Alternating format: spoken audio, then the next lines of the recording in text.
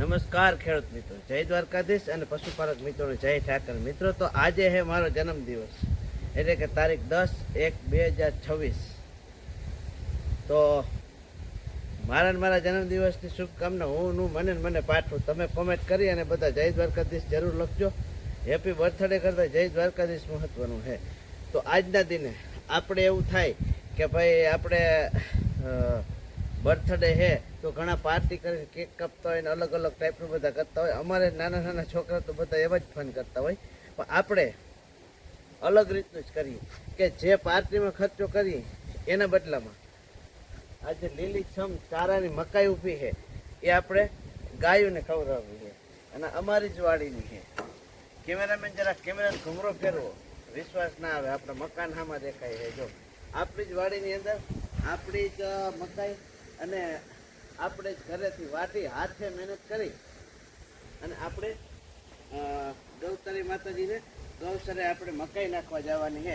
તો હાલમાં વાટવાનું ચાલુ છે. જો અહીં પાથરા વાટેલા પડ્યા છે અને મકાઈની હાઈટ પણ પૂરી છે. જો પાથરા પડ્યા હજી ટ્રેક્ટરમાં ભરવાની ચાલુ છે. ટ્રેક્ટર માથે જે ફૂયો હોય ચીપિયા અમે કંઈ એને માથે ભરી અને લેતા જતા હોય. ગૌચરો અમારા અહીંથી ગામથી આવ નજીક જ થાય છે, એટલે જો આ ચીપીઓ રહે ને એના ઉપર ભરવાનું ચાલુ છે. અને થોડોક ટાઈમ હતો તો મેં કીધું મોબાઈલથી આપણે કેમેરાથી શૂટિંગ કરવું. ખાલી એકવાર મકાઈની હાઈટ જો, અને આવી મકાઈની હાઈટ કરવી હોય ને તો શું કરવું પડે ખબર? એ તમે મને કોમેન્ટમાં પૂછજો. અને મકાઈ છે માહી ડેરીની સફેદ મકાઈ છે. સફેદ મકાઈ જેમ ઓલી પીળી મકાઈ હોય એનાથી હાઈટ થોડીક વધારે થાય, પણ આ હાઈટ કરવા માટે થોડીક અમે મહેનત પણ કરવી પડે. તો એવું કંઈ નથી કે આ લગભગ 7, 8, 9, 9.5 ફૂટની હાઈટ છે અને હજી આનથી પણ ઊંચી હાઈટ ઓલા હેઠાટારી છે. તો આપણે હાઈટ નથી બતાવી, જે છે એ બતાવી દીધું. પણ કહેવાનું ખાલી એટલું જ છે કે બર્થડે પાર્ટીમાં હાવભાવની શક્તિ પ્રમાણે ભક્તિ બધાય બને તો થોડું મૂંગા પશુને ખવડાવજો. ગૌચરાની અંદર કોઈ પૈસાનો તાગીનો નથી, ત્યાં તો નાખતા જ હોય. જ્યાં રેઢિયા ઢોર હોય કે જેને ફાફા મારતા છતાં ખાવાનું ના મળતું હોય, આવી જગ્યા ઉપર તમે નાખો તો ખરેખર બરાબર કહેવાય. અમારી આજુબાજુમાં આવો પ્રશ્ન નથી. અમારા ગામની ગૌશાળામાંથી જે ગામમાં રખડતા રેઢિયા ઢોર હોય આને ગૌશાળાની બહાર ઓનલી ફોર નાખે જ છે. છતાંય આપણે એવું થયું કે આજે આપણો જન્મદિવસ છે અને ખરેખર પુણ્યનું ભાથું ભેગું હોય છે તો કંઈક કામ આવશે. તો પાર્ટીને બદલે આપણે આવી નાની મોટી પાર્ટી રાખી. આપણે એટલે બધા વીઆઈપી નથી કે એવડી કેક રાખીને કાપીએ, પણ ભગવાનને કંઈક દીધું હોય સારી બુદ્ધિ તો સારી જગ્યાએ કંઈક પુણ્યનું કામ કરીએ. તો તમારો કહેવાનો મતલબ શું થાય એ મને જરા કોમેન્ટમાં કહેજો. મિત્રો, આવો કંઈક અમારે વાટ હાલે છે ને હાઈટ પૂરેપૂરી. હવે ઘણી બધી વાટી લીધી છે. ધવલની મમ્મી કે મારે પણ થોડોક ટેકો દેવો હોય એટલે એ કે હું મારું એ થોડુંક પુણ્ય વધી જાય એટલે એ આ ઘણી વાટવા જાહે. મેં તો ઘણી બધી વાટી છે. જો એની પણ થોડોક ભાગ રાખ્યો હોય કે મારે પુણ્ય કમાવું છે. તમારો બર્થડે છે ને એટલે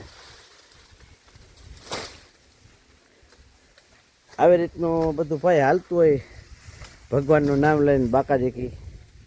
અને બાકી તો આપણે તો શું દઈ શકીએ, આટલું તો ઘણું.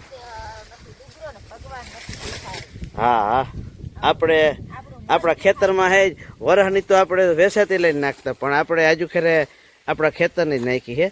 અને હવે ટ્રેક્ટર ભરવું છે તો અમારા ધર્મપત્નીને કહીએ કે થોડીક વાર રૂકી જાવ, ટ્રેક્ટરમાં ભરી લઈ અને પછી ઘર છીએ એ પ્રમાણે વાઢ્યું. તો હાલો તમને પછી ભરીને મળી.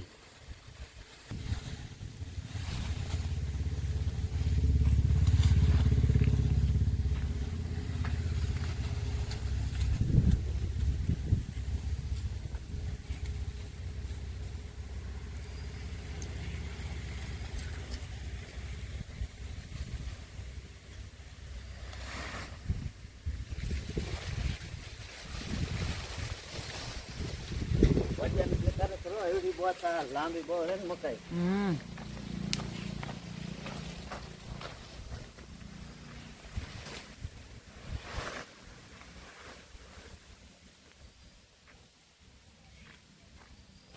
તો મિત્રો ટ્રેક્ટર પેક થઈને આવ્યું હોય આપણે તમને ગૌચરે જઈને થોડીક મુલાકાત કરશું આપણે.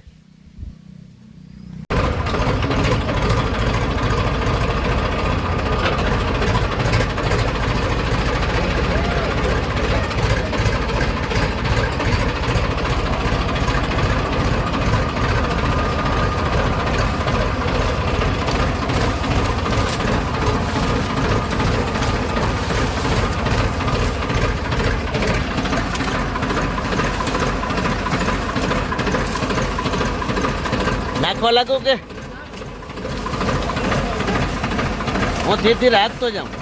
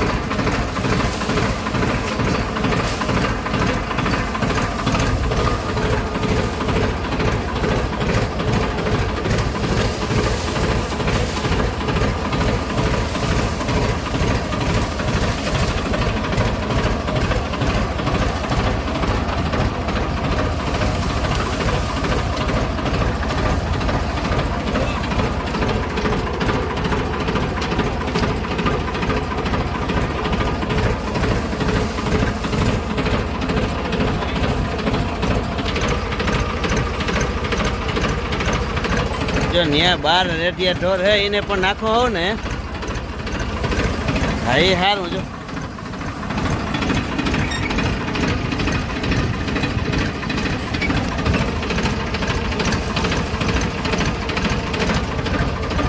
મિત્રો બારે રેટિયા ઢોર હે એને પણ નાખે હે કે જે ધણિયાતા ના હોય એને પણ થોડું થોડું નાખી દે હે.